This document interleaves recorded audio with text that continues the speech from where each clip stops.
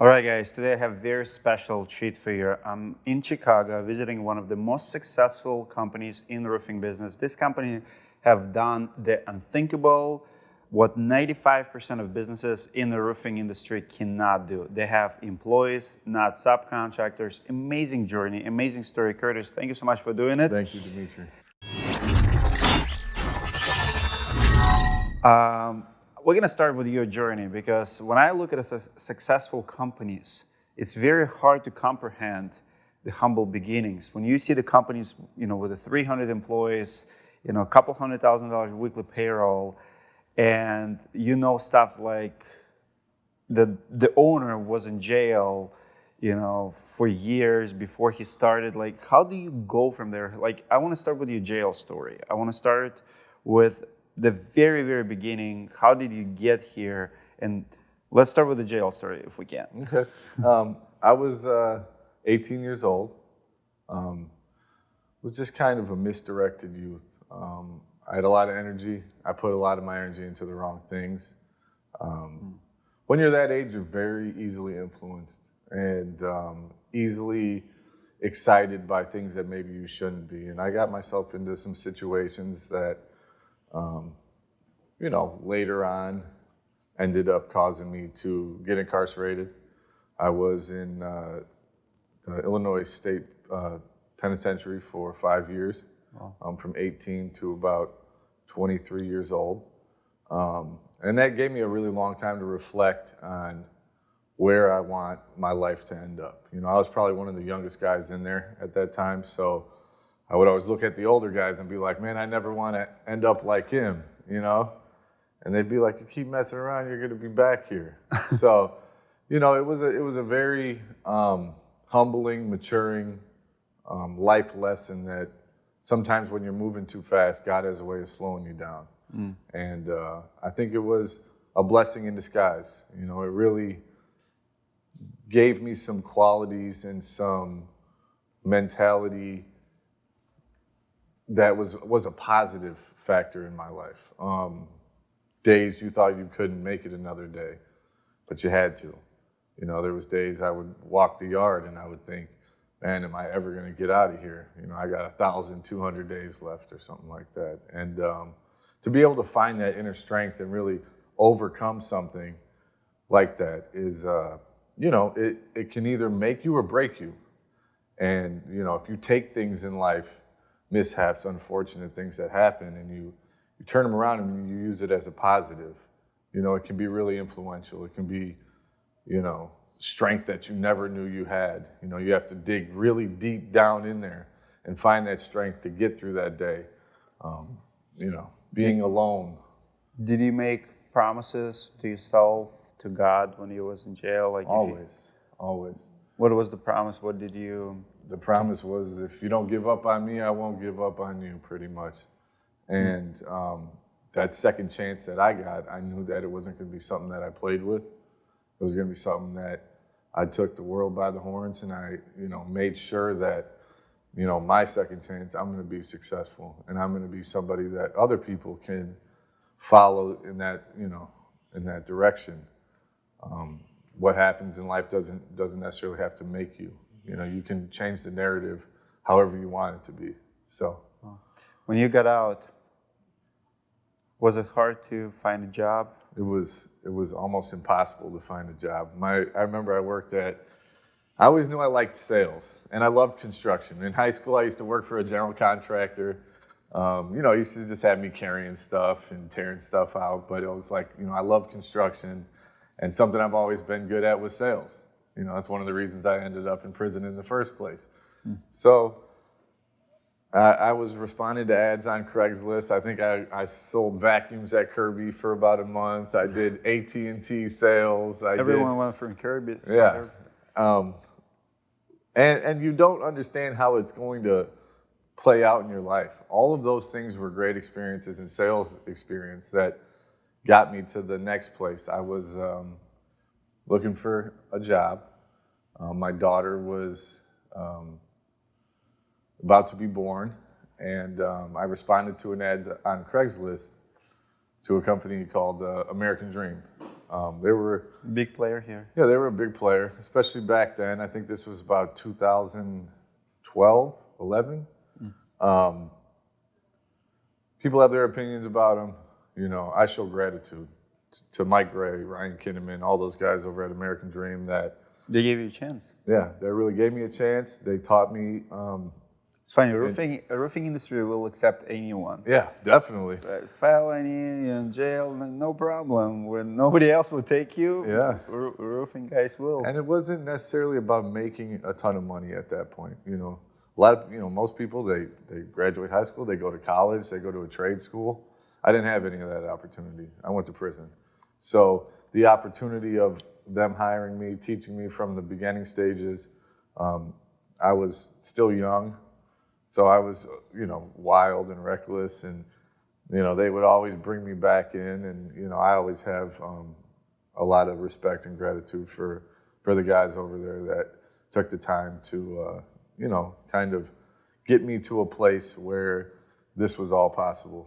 So I know a lot of other people have their opinions, but, What led you to decide to open your company? Well, you always think that you can do it better. Right? This is everybody who works at a roofing company is like, oh, if it was my company, I'd do it this way or do it that way.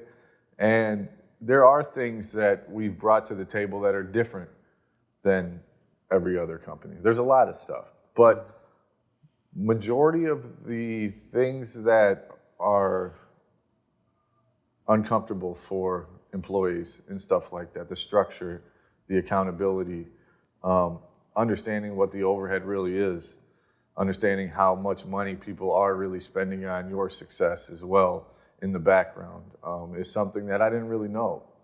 And you're always like, oh, I should make more money, or I should do this. Well, you don't really know how much it takes to make $1, right? So you might be spending $1 to make $1 too.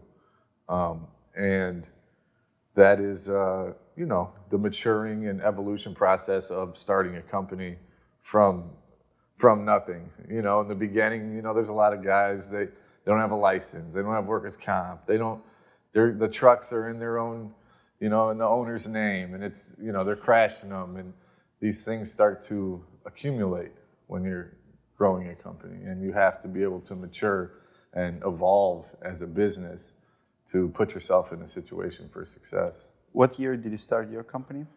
2015. 2015. Guide me through first year. Who first hires, first sales? First hire, first sales. So, Katie Fatagato was my first employee. She was a longtime friend of mine. She was working for another roofing company, and I had a little house in Batavia, Illinois. It was like 900 square feet. I put a desk in the side of a bedroom, and kind of started from there. And I knew that the first and most important thing in starting this business was gaining capital. So I got out there, and I think it was my first week in business, I landed 5 jobs, right? 5 new accounts brought in the door, and it kind of propelled me to, the next week. And I was able to bring on a good friend of mine, Carlos. He actually ended up going and starting Storm Life Restoration. He passed away a couple years ago. He's a good guy. I remember. What happened to him? I don't necessarily know the details of it. I know that they found him at a hotel. I remember Carlos. He's a good guy. I actually went to his job site, so we were Facebook friends. Yeah. Very sad. Yeah, he was a great guy. He was a good friend of mine. So he worked for you? Yeah. When I started the company, he was the first sales guy. Wow. If you knew Carlos, you knew Chico, you knew he was a crazy guy. So that relationship, I told him, I said, man, I love you, but I don't think we should work together. So from the beginning, I've kind of been helping establish other companies as well. It's not, there's 6 You have million. very unique view on the competition. I noticed it several times here. People who don't work for you anymore, you still support them, you still do stuff with them. Yeah. Relationships, sometimes you could be best friends with somebody, but you couldn't marry them, right? Mm-hmm. And that's kind of how I look. It's called friend zone. Yeah, I try to look at that in the industry. There's a lot of great guys in the industry, and I've lost a lot of great guys that maybe I wasn't ready for as a company. And you got to know where your level is, and you have to. Better quality requires more from the company, right? So the better quality people you're bringing in, the more advanced people you're bringing in, you also have to support that on your end as a business owner. And sometimes people can outgrow your way of thinking, or they can outgrow the situation at that point. And they don't, loyalty and we have a sign on the wall that says, if you stay, you'll be a champion, right? If you stay, you'll be a champion. And that's something that we kind of live by, When and how did you learn how to delegate? Because, I see it as a true success story here. You have massive team. I would say majority of the contractors fail to delegate, fail to, trust issues, blaming game, who's responsible for mistakes and stuff. It's hard to learn to delegate. Like, when and how did you learn it? To be honest, I believe some of the best leaders were some of the greatest followers. And that's something that I can contest to myself. I always had somebody or had a vision of what I wanted to become. And like a role model? Yeah, like a role model. Who was your role model? My role model was Ryan Kinnaman. In this industry, it was Ryan Kinnaman at American Dream. And I was young. He was, maybe 10, 15 years older, 10 years older than me. And the way he spoke to people, the way he got people riled up, the way he would bring you in, he was very influential. I think him and another guy, Chris Mathis, they have a company now. Great guys. There's so many awesome people that I've met in this industry that, you can't, there's enough roofs for everybody. Unless your company can build, 300,000 or 400,000 roofs a year, I mean, you're scratching the surface with 1,000 to 2,000 roofs, right? Yeah. So, that's kind of my mentality of it. It's like, hey, blue ocean, it's not for everyone. You go where you're, that's why if you're in an area or a territory as a sales guy and it's not working out for you, well, the great news is there's another 5,892,000 homes right around the corner. This is Chicago. We're one of the largest cities in the country. Single-family homes, the aging of the roofs, just the natural recycling process of roofing in the Chicagoland area. It's a need, and we can't get to all of them. The cities can't service the contractors enough with the permits and the inspections to even build all of the homes that are damaged in the time that the insurance company wants you to get them done. So, it's a great place. I know a lot of people, I hear, a lot of different podcasts and people talk, and they say, Illinois is the worst, don't ever start a company there. You don't agree with it? You think it's a great market? Yeah, I think it's one of the best markets. And I think that the quality of people in Chicago, you have a strong middle class, you have a education, I feel like is really important in Illinois. If you've ever been to downtown Chicago around 4 p.m. when all the offices are letting out, you'd see how many people, there really are that are working in these companies and that are going to work every day. And I feel like that creates a really strong middle class, which is important to this country and important to us as contractors to have clients that are paying their mortgage, that are paying their insurance, that, the insurance company wants to kind of reciprocate that, payment. 8-9 years in business, what was the hardest year for you? The lowest point, what was the hardest? Hardest year had to be 2 or 3. Year 2 or 3 was those first couple of years for any contractor is extremely difficult. You're dealing with trying to grow with no real, foundation that you can build something, but a lot of the building process is the failures that you go through. So if it's the first time that you make a mistake, well, now you're learning right? You're learning, and then the next time you go into the situation, you say, hey, well, I remember how it didn't work out last time. Let me do it different this time. Year 2 or 3 I think we went negative about 800,000 with supply companies, with ABC, for example. And we set up a payment plan and fulfilled our responsibility within the next, I think. How did it happen? Was it growing too fast, overhead? Yeah, it was just the growth, and it was the natural growth. It wasn't like the receivables weren't there. It was just the aging. We're trying to build as many as we can, so we're putting everything back into it, and it just it starts to accumulate. And then, the more you do, the more you're going to owe. Yeah. And that's just the reality of it. It's very difficult. Let's talk about relationship with the suppliers, because it happened to me in a year 2 or 3. I went behind ABC. Yeah. You always pay it off, but sometimes and actually they'll get you. Like, I remember my first 2 years, I didn't have any credit lines. Yep. Like, all my personal cash, never borrowed anything. I didn't even have credit cards. Exactly. And then they come to you and they're like, oh, we see how much you buy.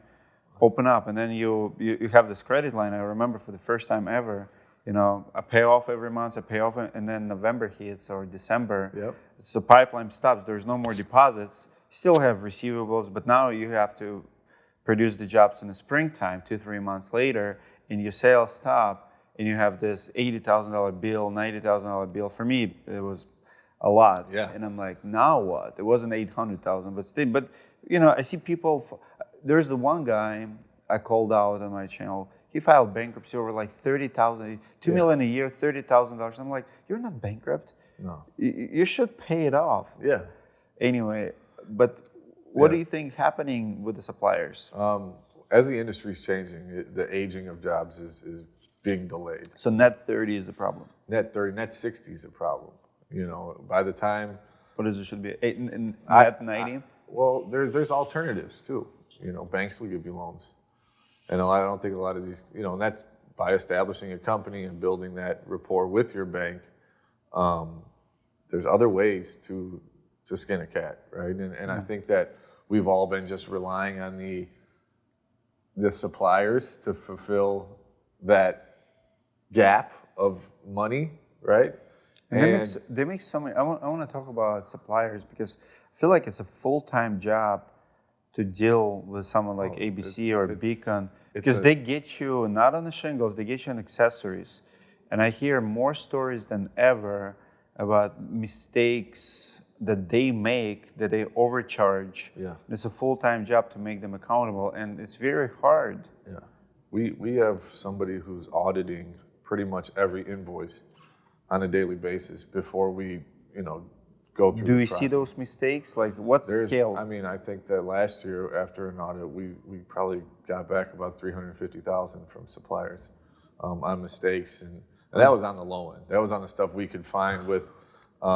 It was a software that. Can you imagine if you don't audit it and? Oh, it's crazy. Just 300. It's insane, and I don't think that they're intentionally doing it. Yeah. I think that the whole thing as a whole kind of needs an overhaul. And the increases with the manufacturers going to the supply companies every 3 or 4 months has been impossible to keep up with. Yeah. Exactament pricing isn't changing in the same time as the suppliers are increasing product, and there has to be something that as contractors we do to kind of centralize and control this out of control situation, which is the increases in material, the increases in the supply company. If you really look at the labor cost hasn't increased drastically like the material cost, and it should follow the same trend. If there's a 7% increase in material, maybe there should be a 7% increase in labor, because what's happening is the laborers are getting the short end of the stick while the suppliers are getting rich, right? And in order for the companies to make money, that's the only way that they can run. So the rich are getting richer and the poor are staying where they are. And that's kind of where the industry is a standstill. So I'm looking for alternative ways to source material At this point, like I said before, you go to your bank, they'll give you $5 million credit line. What are the terms on it? Is it better than the terms that ABC are giving me? Well, maybe it's time to, do this differently. And, for the newer guys, it's super important to really understand not to get too, wide-eyed by those first checks. It'll seem like a lot of money's coming in, but you got to make sure that you're staying with those bills and staying with those bills, because if you're you not, only get to keep a very small portion of it. It's not your money because it's on your account. First checks do not determine anything, right? Yeah. The leaders eat last, and that's how it should be. You've done a lot of things that was hard and was not done before. Let's talk about W-2s, 1099s. When you started to switch, hire people W-2s? Yeah. So I was a full 1099 company, paying off the sheet, very similar to a lot of startup roofing companies. We had an office in Denver. Kind of slowed down out there. The director of the office was having a child. He wanted to move back home to Chicago. So when he kind of departed, the office kind of dwindled. We were still in kind of year 3 or 4 of the company. And I don't think that it was managed maybe the best way it could have been. Being new, being a new owner, being a new company. There was just things that I didn't handle maybe correctly at that point. And 2 or 3 of the guys that were working at the office got a lawyer, and they filed a misclassification lawsuit against me. And this is a warning to all 1099 contractors and owners, is if you ask them to show up to a meeting, you ask them to wear a shirt, they have a job title on a business card, and they make more than 80% of money from your company, they're employees. You're an employee, and you're misclassifying them. So each individual, I ended up paying like $54,000 in misclassification payment back to the employee. And they were not an independent contractor or a subcontractor. So once that happened, I was like, well, I can't build around this. This isn't a future foundation that I really want to build on. So how do we go about changing this and making it more of a employee-based situation? And, that process was super difficult. Now you're paying payroll taxes up front. They're getting taxed on their money. They don't, really understand it because they're going from a 1099 situation. But the things that I've found out are that it protects that employee. There was also times when guys made $300,000-$400,000 a year and never paid their taxes, and then a year or 2 down the road, they're calling me saying, "Hey Curtis, my bank account's frozen." I said, "Well, did you pay your taxes?" And they said, "No." So really, it's kind of a setup for guys. It takes a very responsible person to be an independent contractor, because you're essentially owning your own company. Yep. So making sure that you're putting that money away for taxes, making sure that you're moving a little bit differently. As an owner of a company, I would never want to go back to the 1099 way of running a business. Nobody's your employee. They don't have to do what you say. They don't have to show up when you want them to show up. It's a very loose ran ship, and that's just not something where I think it's worth even investing to. If I was an investor on the outside, I wouldn't invest my money into something that's not guaranteed. So moving from 1099 to W-2 has helped bring a lot more higher quality talent in the door as well. And people who kind of have a little more grounding and foundation underneath them, people that want to start a family, buy a home, have a future. And it doesn't stop at the W-2 salary.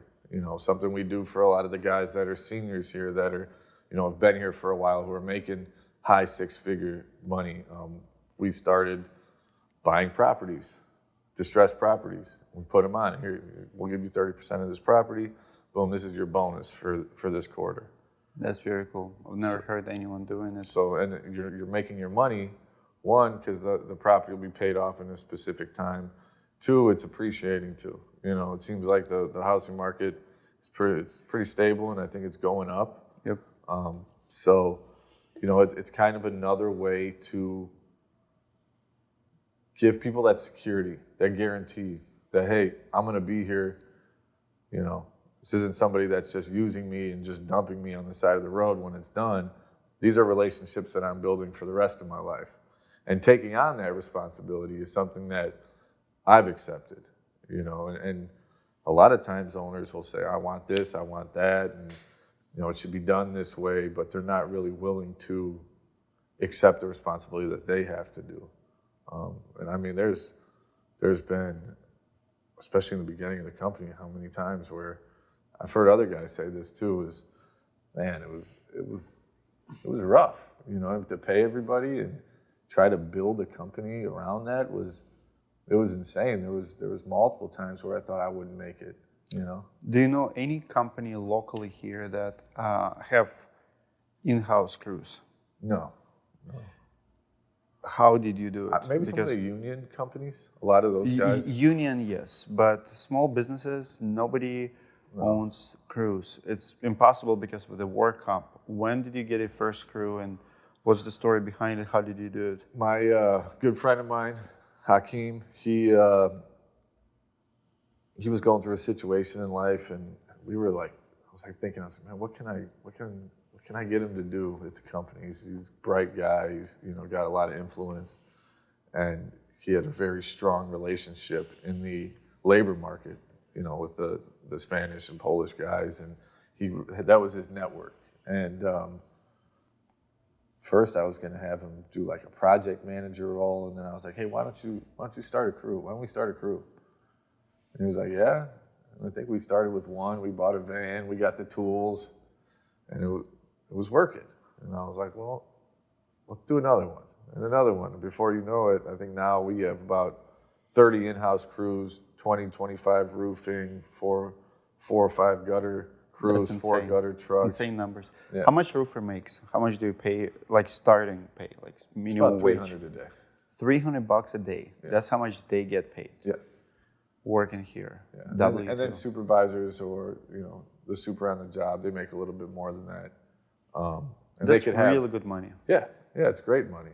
And the way that we schedule the job, we have, based on, you know, pitch, slope, difficulty of a job, we'll assign how many guys to that project. So like a 30 square walker, one layer, you have 5-6 guys on it. They'll finish it in a day.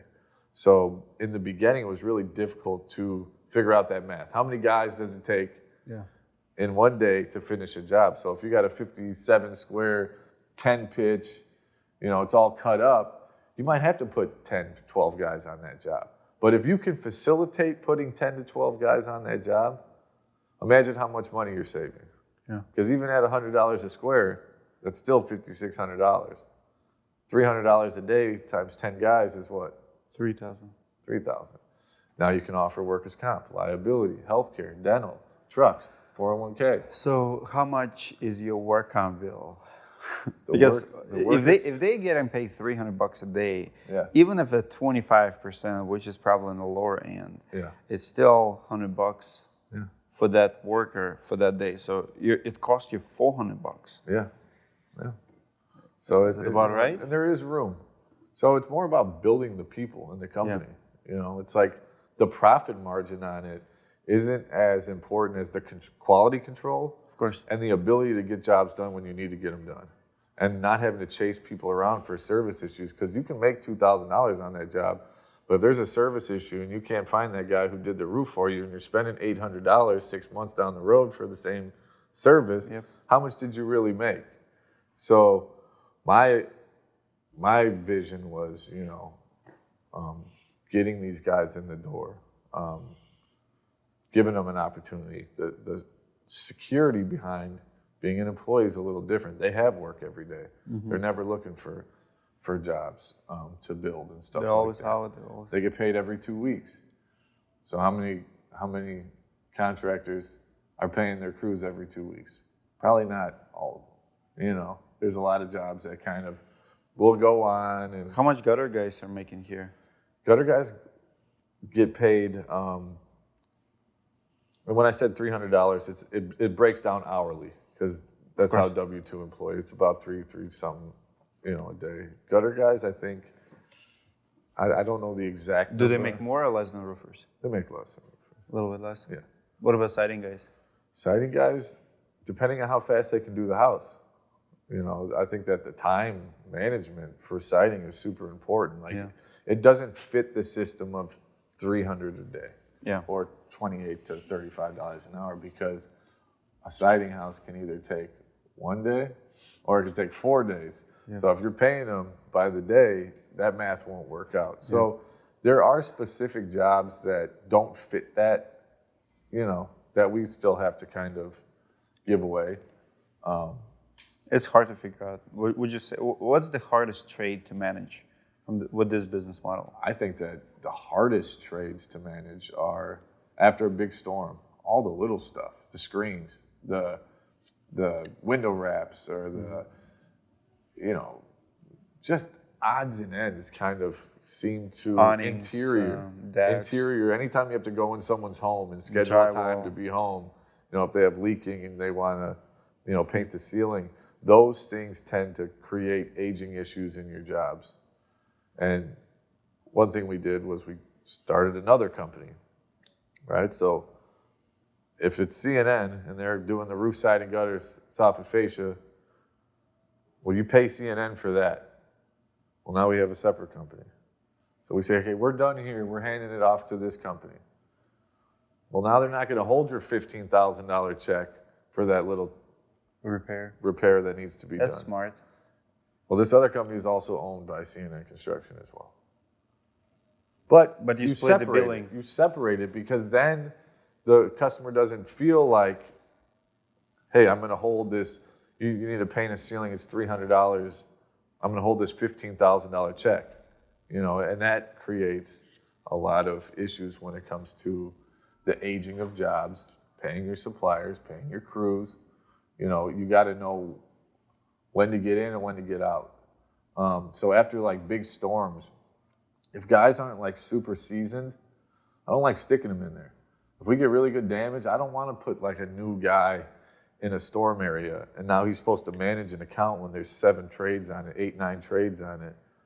There will be things that get lost in translation, and then it becomes a company issue. And then, this company didn't fulfill this or didn't do this right.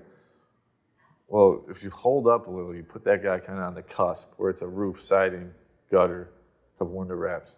Easy install, easy way to manage the job. The same installers are kind of doing all those trades.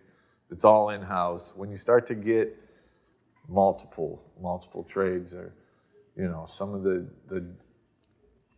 off stuff, needs to be kind of somebody who's well managed, some good stability in their personal life, can micromanage, is attentive and can communicate well, can communicate back to the office what the job really entails, takes great pictures. It's a little more in depth. And I've noticed if you keep your new guys out of those areas, you're more likely to keep those jobs as well.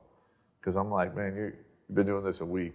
If I send one of my guys that's been doing this 7 years behind you, he's going to tear you up. It's just a knowledge basis too. So like the sale has to be more informational than it has to be like a sale to the customer.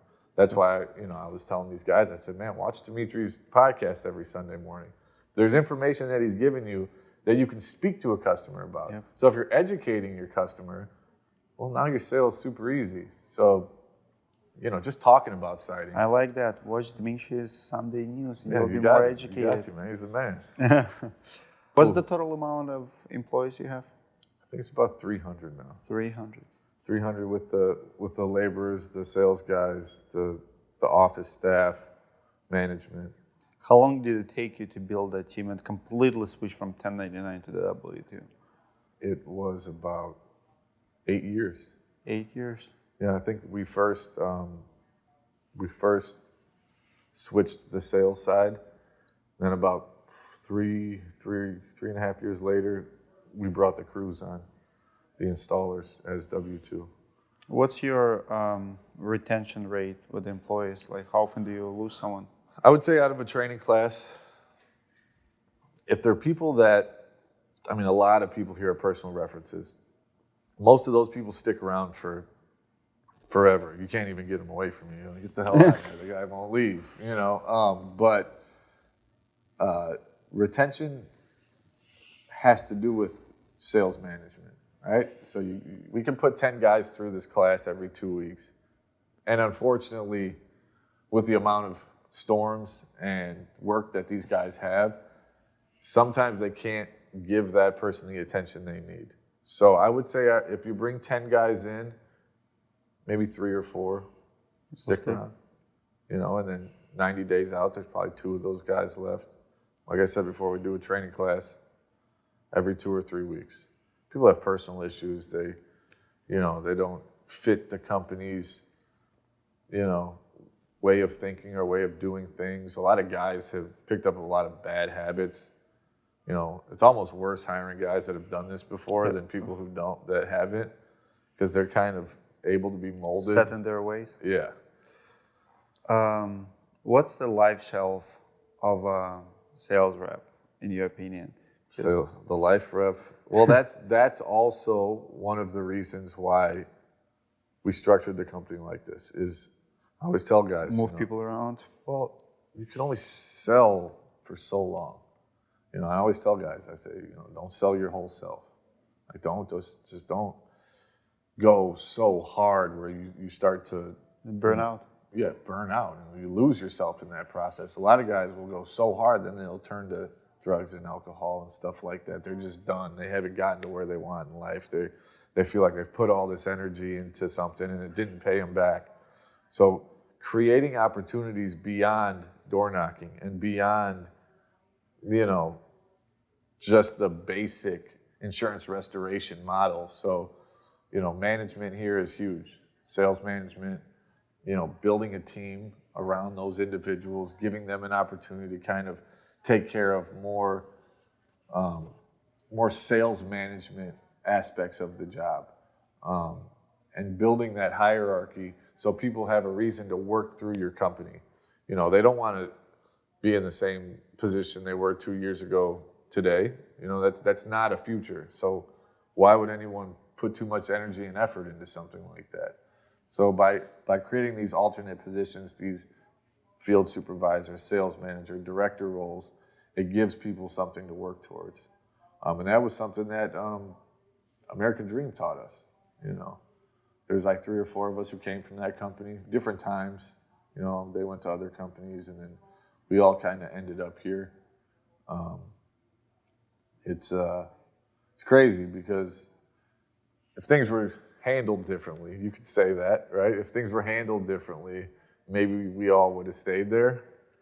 But who knows? Because like I said before, we learn what not to do. We thought it was super easy until we did it ourselves, and then it's like, oh shit, this guy was right. There's just certain things that. What's the hardest thing in the roofing business? Hardest thing in the roofing business is keeping guys motivated, keeping guys' morale up. It just seems like there's a lot of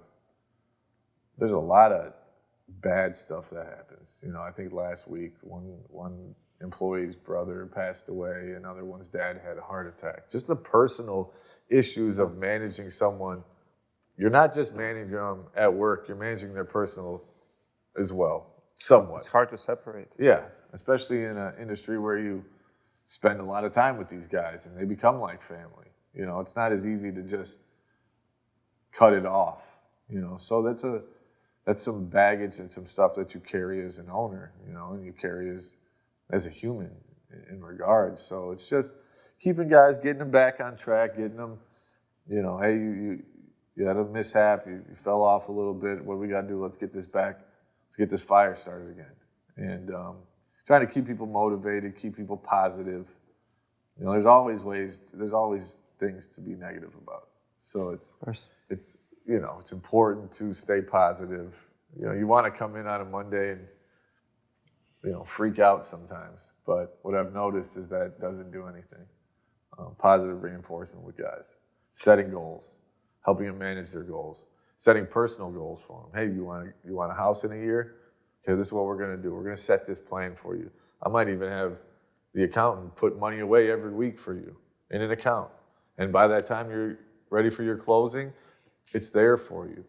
And when you give people kind of an opportunity to build themselves, they're in return going to build you. And that's kind of what CNA Construction has done. And the reason why I feel like we're so successful is the extra attention that we spend on people. You know, getting involved in their personal life, figuring out what are the struggles that you're having. I always tell guys, I say, hey, I can take care of that if you can go out and take care of that. So what is it that is keeping you from your success? Is it that you are back on bills, or you need an advance, or you got to get these hours done for your drug treatment class or something like that? There's ways that we can go about figuring these things out. You know, you got baby mama issues, you have back child support, you know, whatever it is, you know, we got lawyers that we can call. They can handle this for you. All I need you to do is get out there and produce, and all of these problems will be taken care of. And that's kind of, if you can take some of those personal things on for them and clear their mind, they can take off. And a perfect example is a guy named Costa. I mean, it's just a perfect example. I mean, it's a long story. We can talk about that later, but the guy, you know. Tell me the story. What happened to Costa? I mean, it's a true story. You want the real story? Sure. Okay, so the real story of Costa is, he's at my dad wanted some work done on his house. This was like 10 years ago. I find a guy on Craigslist.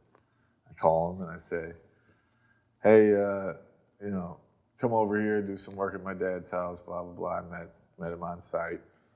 And my dad's like, there's one guy who works really hard. There's another guy who just seems to be on the phone all the time.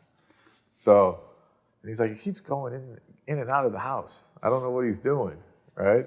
So I showed up at the job site and I'm like, this isn't working out. I was like, gave him some money. I'm like, just get the hell out of here, right? That was Costa? Yeah. I think he reached back out to us, or he saw an ad on Craigslist or something like that, and he reached out to us. He's like, hey, what do you think about, you know, I think Kevin reached out to him. He was like, hey, what do you think about selling roofs? And he was like, yeah, he was real excited. At that time, he had like $20,000 in back that he owed the DMV. He was living in like an unsafe place. I think his house had been like vandalized and shot up or something like that. So I think on like his second day, we moved him out of there. We got a condo for him. We put him in a truck. We helped figure out a payment plan to get him his license back. Just amazing story though, because from there, he took off.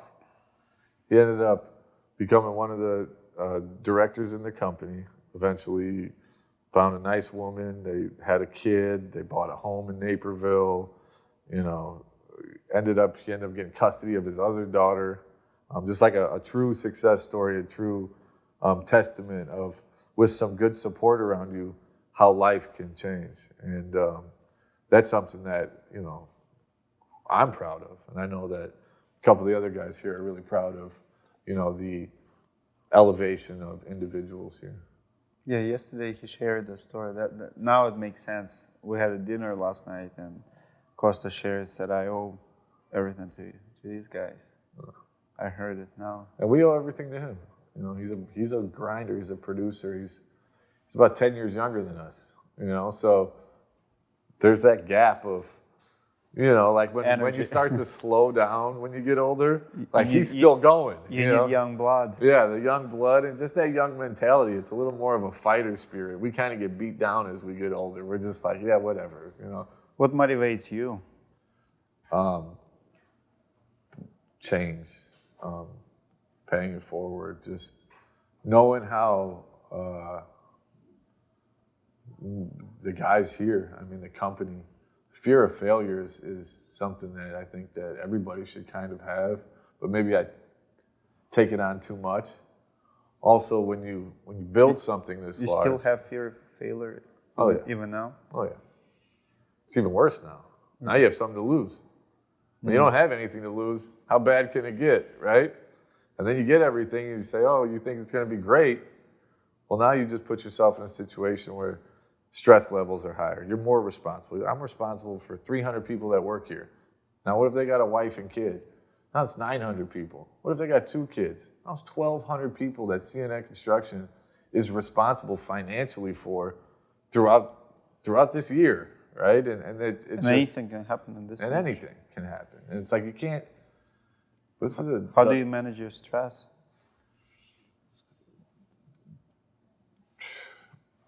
I get involved with other things that property stuff.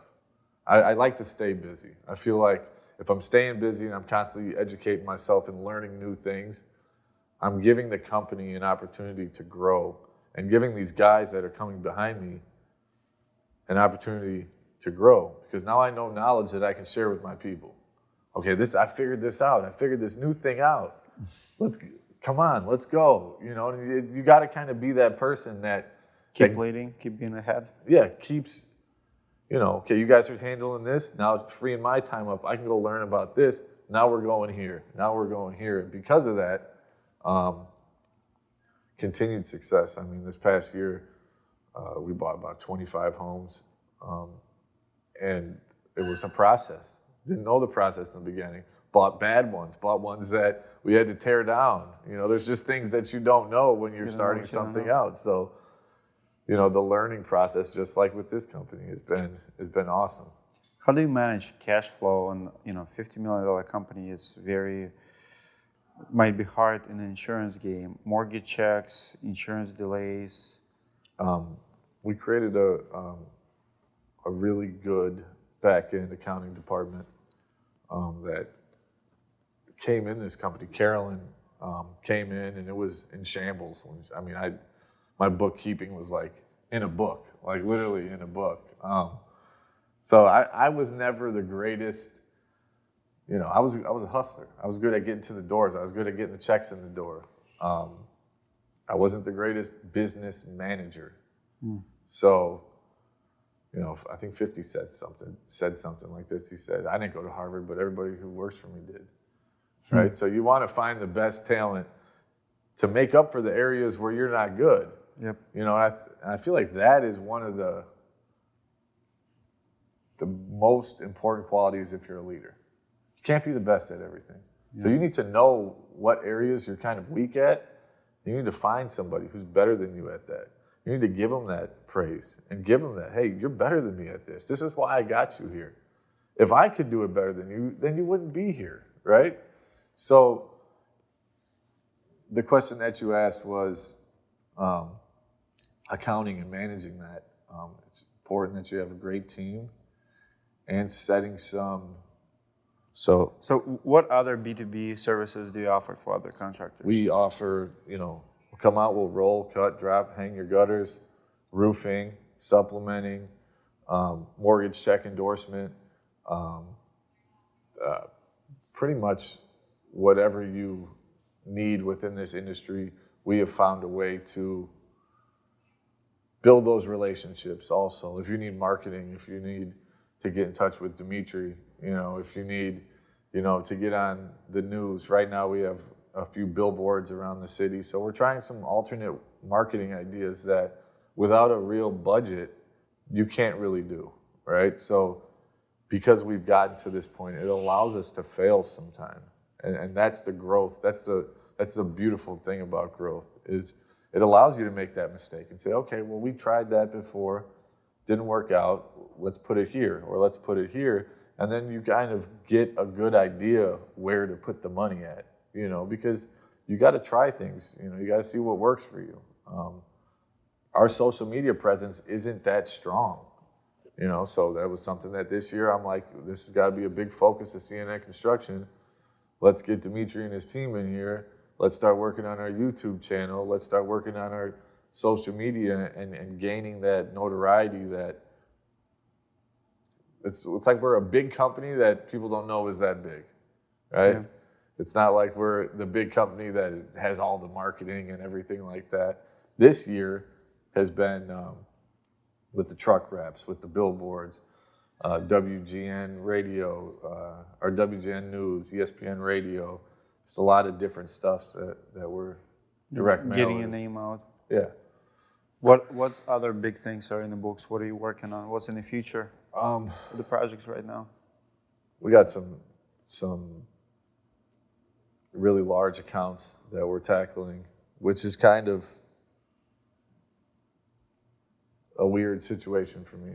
What I've noticed is that those large accounts, they can cripple you. Yeah. You know, the big commercial jobs? Yeah, big commercial jobs are the number one crippling factor for any residential roofing company, right? And getting too far outside of that comfort zone of residential and into commercial is kind of an area where I don't know if it fits the system all the way, right? You know, you think, oh, it's a $2 million job. Well, what's the payment schedule like? When are we going to get paid? Are we going to have to float $1 million? If we're going to have to float $1 million to hopefully get paid on the back end, how long is this process going to take? Because that could affect your payroll. That could affect your system, right? You're putting too much out. You're relying on one thing to pay you off. And that's a scary gamble that I've noticed I've watched other companies completely go to shit because of that. I think you did a special on a company. Yeah, CMR. Yeah, same situation. You know, they're successful as... Looks good on paper for your ego. You do these big jobs. Yeah. Chasing top dollar, not net. Yeah. It's not a process. And I think that, you know, the quality control and the control of... You can't go all in. You know what I mean? That's why the residential is nice. It's just a little bit each one. So if one doesn't pay or goes to lien or goes to collections, well, you still got these other 40 that week that'll make up for that one, right? If you get hit on one of those big ones, that could wipe you out, and it could be a very scary situation. But some of the stuff that we're working on is really getting into the project management. Not project management, property management company. We want to create some type of a property management company with these properties as well as all the other ones that we're going to continue to buy. Would kind of be a good kickoff point for something like that. Buying material in bulk and kind of servicing ourselves with the situations that we deal with supply companies and availability of material and the price increases. I mean, if we're going to have 3 more price increases right now, we might as well buy it right now. You know, so there's just a lot of staying ahead of the curve. You know, trying new. We created a inside sales department that's been really successful. I had an awesome idea that everybody shot down because they said it was too big of a liability. I wanted the guys to have the scooters, but of course legal told me I can't put them on scooters. Really? A lot of companies do that. I know. I was thinking it was a great idea, but I actually lost a friend to a scooter accident. He fell and hit his head, didn't go to the hospital, and didn't wake up the next day. So when they told me that, I was like, well, yeah, I guess Jason did pass away like that. So, give advice to brand new roofing business owner, someone who just started a company, don't know what he doesn't know. Get out there and hit the doors. You need to stay at the doors. I don't care if you're the owner of the company. You need to be the number one salesperson for the first 2 or 3 years. That's the only way that your company will succeed is on your back. So when the numbers aren't right, the only way to fix those numbers is to go out and get the numbers in the door. And even here, I mean, I'll take my directors. If the numbers are low for 2 weeks, well, these guys who are usually doing other stuff, we're all focused back in the field now. I'll get out there. I don't care. Spend some time with the guy. Get him on a roof. Get some action going over here. and make it a situation where people see you and that you're visible and you can be reached. You know, it's not the Wizard of Oz at CNN Construction. You know, I'm right here. I don't even have an office here at this point because how large we've grown and how much more important it is to these departments and these people have their own space. For me, it's like, everybody's like, they work for you. Well, I work for them.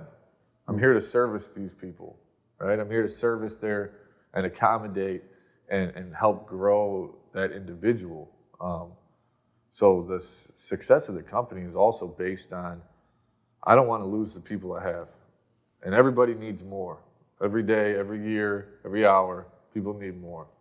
So without that continual growth, you will lose, you know, some of the people that you built with, you know, and it's been super important, staying ahead of the curve, like I was saying before, figuring that new thing out. Okay, this is the new thing. This is how we're gonna offset this, or this is how we're gonna make more money. This is how we're gonna, you know, get to the finish line faster.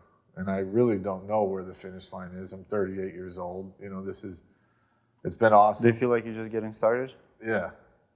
I started this company with 10 grand. You know, I think we've done a couple $100 million in sales now. The next company I start won't be started with $10,000. So, you know, that's kind of exciting, you know, thing for myself, is knowing that the future can be way bigger than what we've even created here. And that's one thing I did not see core values here on the walls. Yeah, I know. And I love it, actually, doing a piece on the core values now, because you know, I never have core values, and like I'm a firm believer that, you know, your core values is not what you proclaim, it's not what you say, it's what everybody, like, you know, if my core value is hard work, I don't have to put it on a wall that my core value is hard work, but my employees will say, Dimitri is all about hard work or integrity. If people know that you're honest, like, it's in the air, you don't have to put it, you don't have to tell people that you're Christian, you do this, the people will see it. And because usually, and I have no problem with the companies who do proclaim and do put it, like, it looks cool, right? But why you don't have it? I haven't found what the mission is yet. I don't really know. Like, it's to help, it's to service, it's to stand behind our work, of course. I mean, I'm the first guy that says, tear the roof off, do it again. Who cares?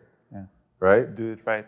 If you do that for a customer, that customer will remember that, and they'll give you 5 or 10 more people in their lifetime. Hey man, this company, they came out the first time, I made a complaint, they came out again and tore it off and did the whole roof again. I didn't even want them to do that. I just wanted them to fix this area over here. I mean, sometimes it's worth it, you know, and that shows, you know, what we stand for. That shows our core value is customer first. Customer is always right. You know, if I go somewhere, it was crazy. I got a call. Usually when you get the sales calls, kind of rude, I just hang up right away. I started this call center, and I was about to hang up on this guy the other day rudely, and I thought to myself, I was like, man, this could be somebody in my office calling, you know? So I was like, no, I'm not interested. Have a nice day. You know, thank you. And hung the phone up, when usually it would just be, right? So core values also come from growth as the individual or as the company. Agreed. And there's just so many. Our core value is to other companies aren't our competitors. They're a partner. You know, we're looking for, you know, if a new company needs an installer, if a guy needs his supplementing done, or if he needs how to structure the company correctly, or the accounting aspect of it. Well, we got departments here. And you know what the greatest thing about that is now their growth, my individual people will benefit from it too, and they can continue to grow. So I don't necessarily have to service that growth anymore. So, love it. That's a great mentality. I think it was, I forgot who it was. It was Big Meech, or somebody said, he said, you know, it's better than having $100,000 is having 100 guys with $1,000 in their pocket. True. Right? It's more powerful. It is more powerful. So that's kind of you know, the mentality here is we're not trying to hold anybody back. You get tired of it too. You know, it's like, how much more do you need? How much more can you have? Like, I was the last one out of the core 5 guys to buy a house here. There's a reason for that. I need to lock you in. What's the number one way to lock you in? Get you a house, get married, have a kid, create the stability. Now you feel safe. Now you feel secure. Now you can go put that 199% out in the field. But if you don't know where you're going to live tomorrow, you don't have anything to work for, you're sitting in the bar all night, well, how productive is that person going to be? And if that's what you're gearing them to, well, you're going to get that result. So, you know, making sure that people have that security and that safety, they're going to perform better. It's just the natural alliance in the world. If you have certain things, if you have things to work for, what are you working for if you live in a shithole? You're not working for anything. What are you working for, right? So people want those things. People want, your teammates have to live how you live. They have to drive how you drive. They have to dress how you dress. You can't be the only one sitting there. You know, for example, like you were talking about the Rolex thing. Well, if you look at 10 guys here have Rolexes on, there's a reason for that. The reason is because I want my people to have what I have. If they ever said, man, it's a nice watch, I'll take it personally and I'll make sure that by the end of this year you have that watch on your wrist. You know, or whatever we have to do. We have to set a goal. You want that? How much do you want that? Are you willing to go put 70 hours a week into it? Well, great, we can obtain that. You know, there's a solution for everything. A plus B equals C. Get to the door, get the money, get what you want. Very easy. Don't make it too much more complicated than that, right? Love it. Absolutely love it. This was one of the best podcasts I've done. I love your culture. Thank you for sharing. Thank you. Guys, I want you to comment below what are your favorite moment. What do you think about our interviews? This is true success company, true leader. I personally was inspired for the past 2 days spending time with them. I know you're going to inspired by just listening. Curtis, thank you for doing it, brother. Comment away.